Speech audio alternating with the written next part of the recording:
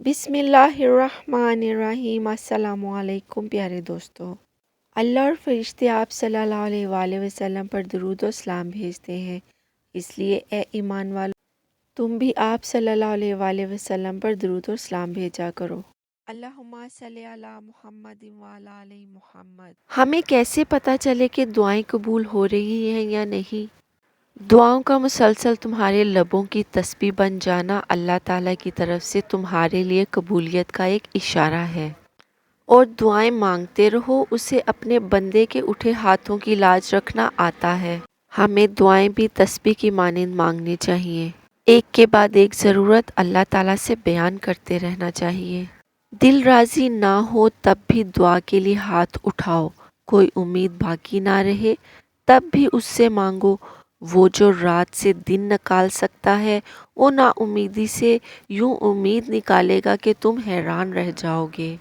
اللہ پر توکل کی حدیں اس قدر وسیع رکھو کہ اگر تمہاری مانگی گئی دعائیں نہ بھی پوری ہوں تب بھی تمہاری عبادت، توکل اور دعاؤں میں کمی نہ آئے۔ سورۃ مزمل کے کچھ خاص عمل۔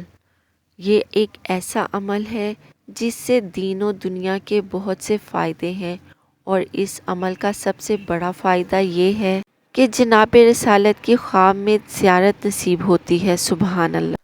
اگر اس پر مستقل عمل کرتے رہیں تو اس کے فائدے بھی مستقل ہیں اور دائمی ہیں۔ سب سے پہلے رزق کی کمی دور ہو جاتی ہے اور رزق کثیر تعداد میں ملنا شروع ہو جاتا ہے۔ سبحان اللہ!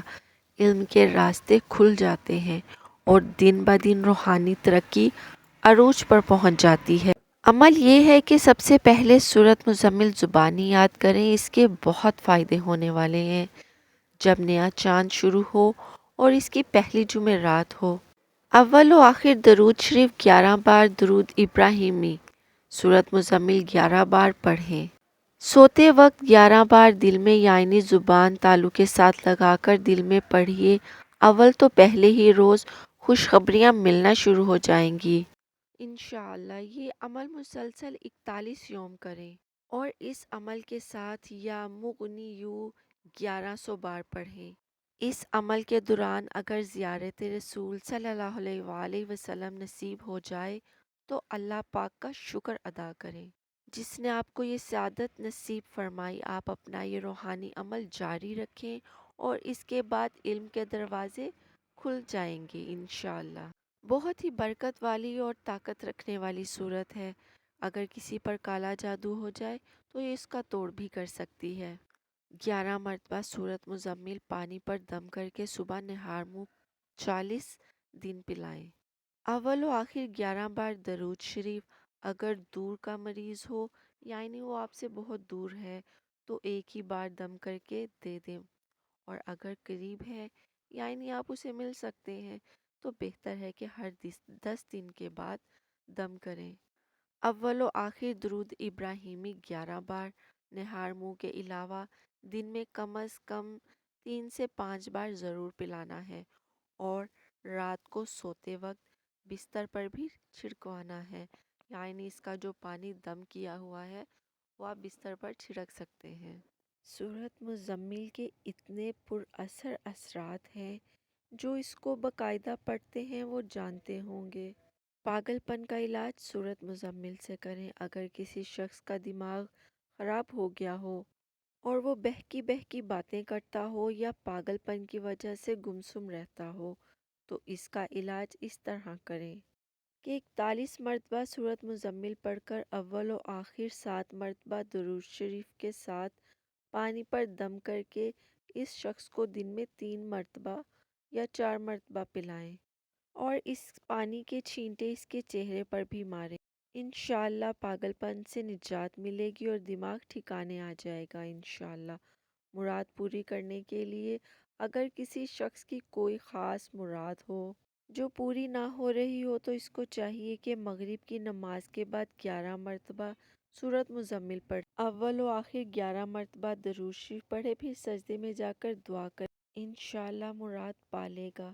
کامیابی اور فتوحات کے لیے کسی بھی مقابلہ میں کامیابی حاصل کرنے کے لیے یا فتوحات حاصل کرنے کے لیے یا امتحان میں اعلیٰ نمبروں سے کامیابی حاصل کرنے کے لیے یہ عمل کریں۔ نماز فجر کے بعد مکمل تنہائی میں 11 مرتبہ سورۃ مزمل کی تلاوت، اول و آخر 11 مرتبہ درود شریف پڑھیں۔ اس کے بعد 11 مرتبہ یہ دعا پڑھیں: اللہم افرغ قلبی بحب العلم۔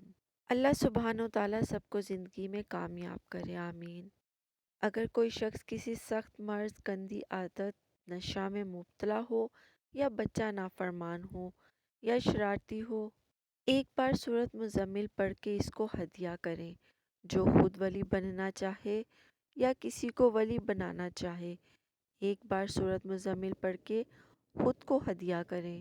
سورۃ مزمل ایک بار ایسے پڑھیں، جب اس آیت پر پہنچیں تو تصور میں اپنے مقصد کو رکھیں: اِنَّ لَکَ فِی النَّہارِ سَبْحًا طَوِیلًا، جادو، بے اولادی، قرضوں، بیماریوں، پریشانیوں وغیرہ۔ تو اس آیت کو ایک تسبیح یا 11 تسبیحاں گڑ گڑا کر پڑھیں، پھر باقی سورت پڑھ لیں۔ انشاءاللہ حیرت انگیز رزلٹ ملیں گے آپ کو اس کے۔ سورۃ مزمل سے دوستی کریں، سب وظیفے مبارک ہیں۔ ایک بار سورۃ مزمل بھی اس طریقے سے اپنی زندگی میں شامل کر لیں۔ جو جنات سے بچ جاتا ہے وہ وبائی امراض سے، مصیبتوں سے بھی بچ جاتا ہے۔ جس وقت آپ بیٹا یا بیٹی کی شادی کرنی چاہیں، سورۃ مزمل پڑھنا شروع کر دیں۔